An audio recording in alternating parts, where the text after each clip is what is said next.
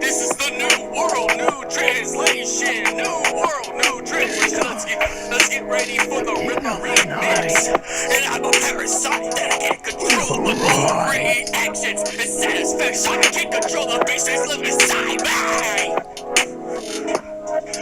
I don the red, red's the color of the blood I spill from all the wind.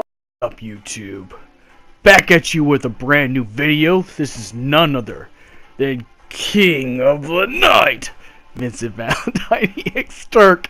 I'm sorry, I cannot help it. But anyways, this is actually pretty much I call this more of a critical thought analysis video, because I wanted to critically criticize and talk about Sqaure Enix's new decisions for their games and why sometimes it sells and hit and miss. Now, Final Fantasy 15, even when it came out, even with the short game with all the story pretty much half the story taken out, it still sold very well. But it just seems, what I'm seeing is that they're adding these new patches. The new Dissidia patch just came out here with some new stuff. It wasn't a big patch, but I see what they're adding new patches in the game because they realize that the fans are actually right about this stuff. It seems when Sqaure Enix releases these games, they release them half done. Then you have to buy $5 for this, $5 for that. Now, it's not going to hurt Dissidia that much, because Dissidia is a fighting game. It's not a story-based game. You know, most fighting games really don't have very much of a story at all. You know, I mean, the only story-based fighting game I've actually was able to play was Naruto Ninja Storm 4, but that was meant to have a story to it, which is really just the TV show without all the fillers. But nonetheless, with all that, you know, and I mean, Dissidia does have a story, but I'm just saying it's not gonna hurt Dissidia not to have the story. But this could, if they do the same thing to Kingdom Hearts 3 and do the same thing to Final Fantasy 7 Remake, it might hurt their business. It might be one of their worst business practices. This might actually end up hurting their businesses.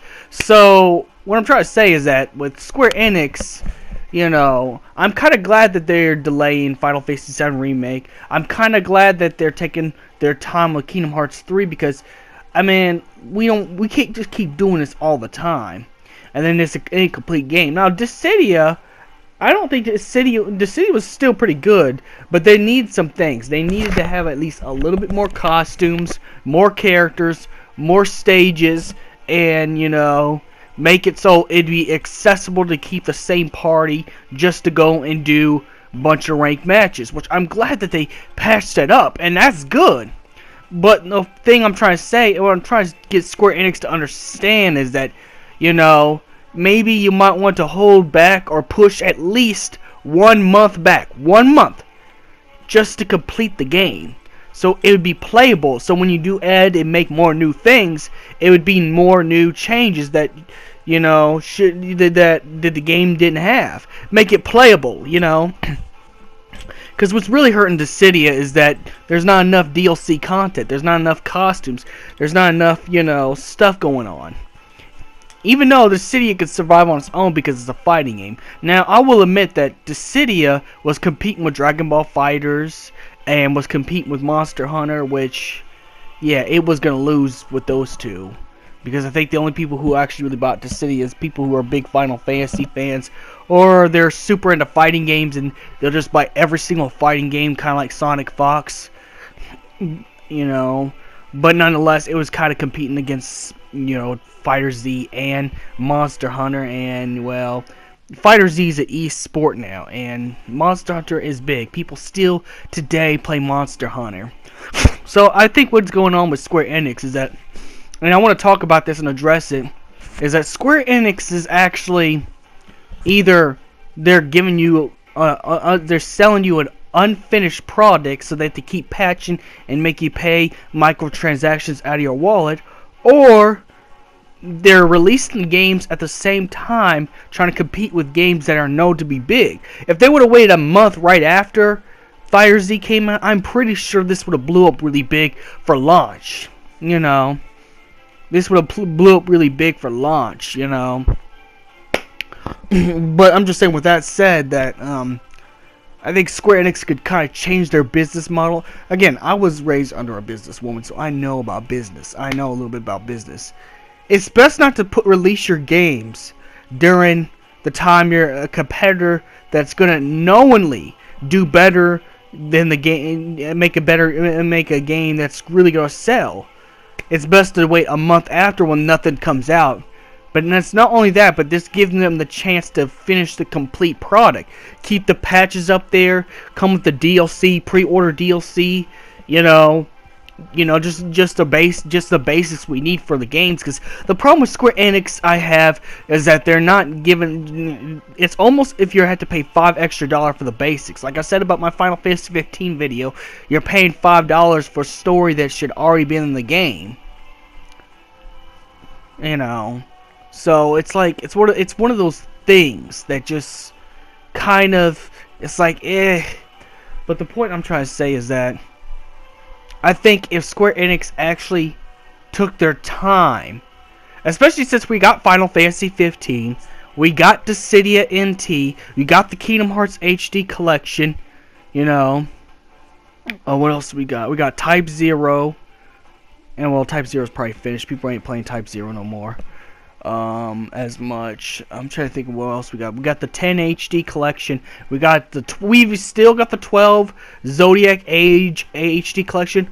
We got plenty of Final Fantasy games and Kingdom Hearts games. Not to mention, we also got games that aren't Final Fantasy and Kingdom Hearts, such as Nier Automata from Square Enix, the Tomb Raider stuff. We got a bunch of games we could keep playing for days on end. In fact, I think what Square Enix should focus on is making DLC content for all those games and push back Kingdom Hearts 3 one more time, and don't even mention nothing with Final Fantasy 7 until Kingdom Hearts 3 is finished.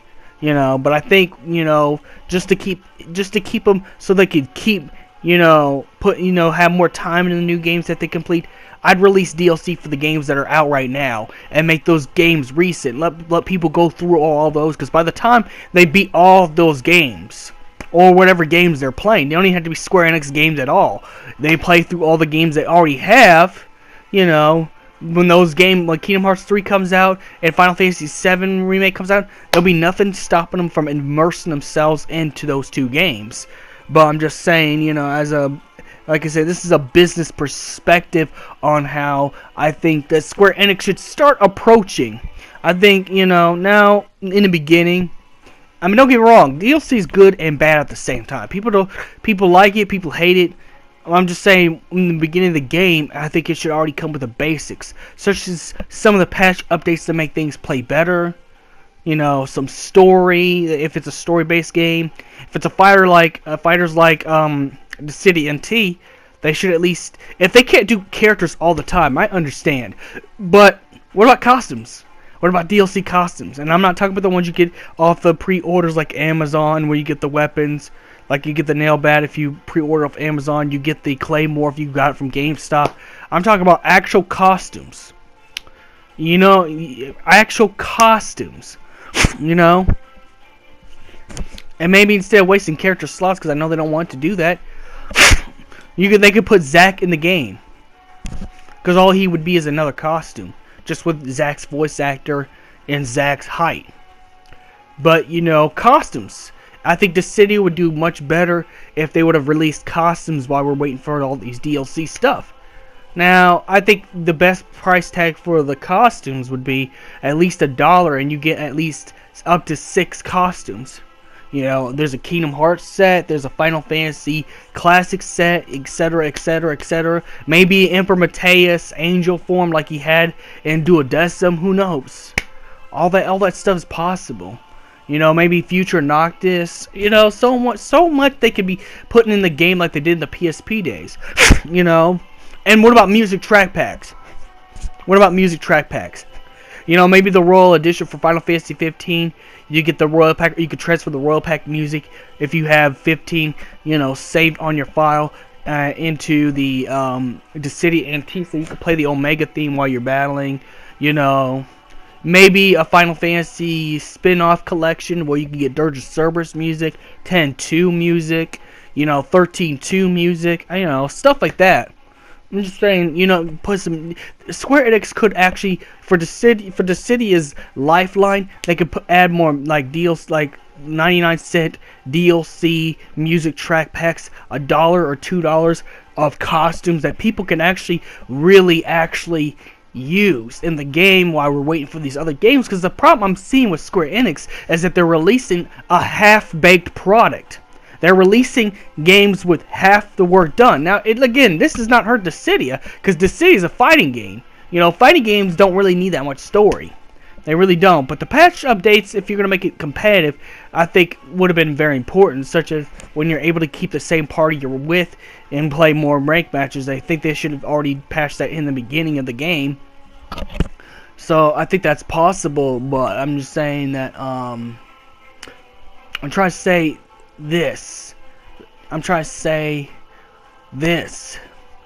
I think if we just put costume packs, music track packs, all that stuff, I'm telling you, this city would thrive.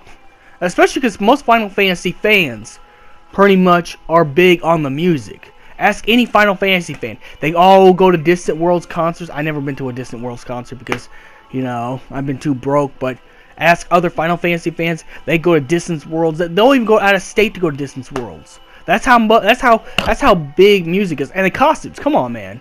As much Final Fantasy costumes and character versions there are, you could monopolize on that why people wait for Kingdom Hearts 3. Because I don't want Kingdom Hearts 3 to be like Final Fantasy 15 and it comes out half done. And then you have to buy this to make a DLC. Then you have to buy, later on you have to buy the Ultimate Edition. I guess the Ultimate, I'm going to call it the Ultimate Keyblade Edition to get the rest. Like the Royal Edition, you have to buy the Ultimate Keyblade Edition. Instead of do that, you know, already, let's try to make a full game. So, I think Square Enix need to focus on making a full game, you know. Because half-baked games, I guess they're doing this on purpose because they know that they're going to have to buy this stuff. But it's like, this is what DLC was meant to be. DLC was meant to be for add-ons. And I've been dealing with DLC since the PS3 era and Xbox 360 era. And DLC is supposed to be an add-on. They're supposed to be an add-on. You add on to things. That's why it's called add-ons when you download the thing. You know, I think the stuff that's important in the game, that's an important role, should be in the game. You know. Instead of just trying to get through things fast.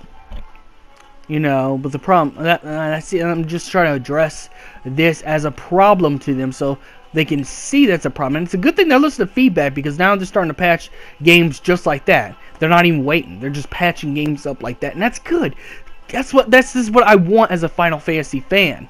I want keep consistency, but also I need you to make sure when you sell a game, it actually is a full-length game that I could play hours with. I could stream, I could play story mode. If it's online, I could play the online mode competitively. You know, whatever it is, I want to play it at its fullest when it comes out. And not have to wait till $5 for this and that. So may the crystal be with you. If you agree with me, let me know. If you disagree with me, we have a debate down in the comics. Also, keep the debate civil. I'm not trying to have no butthurt fans. You know, call me no names. If you want to debate like a civil human being, you can do it in the comments. May the crystal be with you.